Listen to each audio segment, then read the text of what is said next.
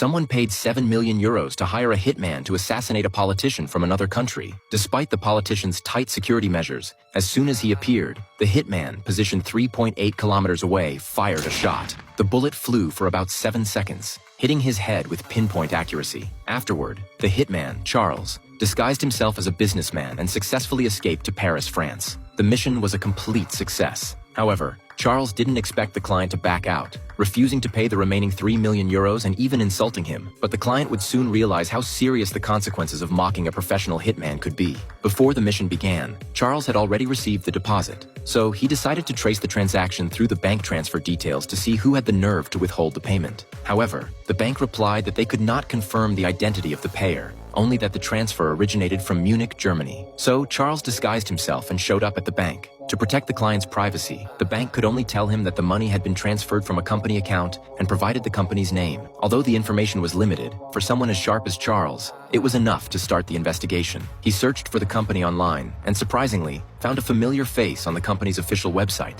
It was the son of the politician he had just assassinated. It turned out the person who hired Charles was the politician's son. To lure the politician out, Charles had deliberately injured the son during the mission. The son, holding a grudge, refused to pay the remaining balance. Everything made sense now. However, Charles didn't rush to confront the son, named Fest, because he had an appointment with a major client. Charles unexpectedly appeared behind the woman representing the client. His price was $100 million, but the woman said her boss could only pay up to $50 million, offering $20 million upfront and the rest after the mission was completed, or else they would find someone else for the job. Charles was planning to retire after this deal. $50 million was more than enough to live comfortably for the rest of his life, so he agreed to her terms. As they were about to part ways, Charles asked the woman to look straight ahead, but she couldn't help but sneak a glance at his figure and height. After sealing the deal with the big client, Charles began to plan how to handle Fest, who had refused to pay. He crafted a simple bomb and packed it into a backpack. When Fest's driver arrived at the parking lot, Charles silently appeared behind him. The driver didn't notice a thing.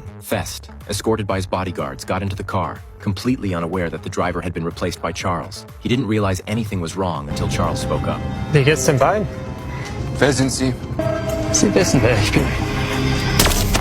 Charles made a sharp turn and drifted, quickly shaking off the car convoy. Fest, terrified, tried to jump out of the car, but the doors were locked. He could only call his bodyguards for help. However, Charles clearly knew the area well. In no time, he lost the bodyguards, driving the car into a remote alley. After successfully completing his revenge, Charles took off the driver's suit, set the timer for the bomb in the trunk, and quickly left the scene. By the time Fest's bodyguards arrived, the bomb exploded, and the transaction was finally and completely finished. Next up was the $50 million job.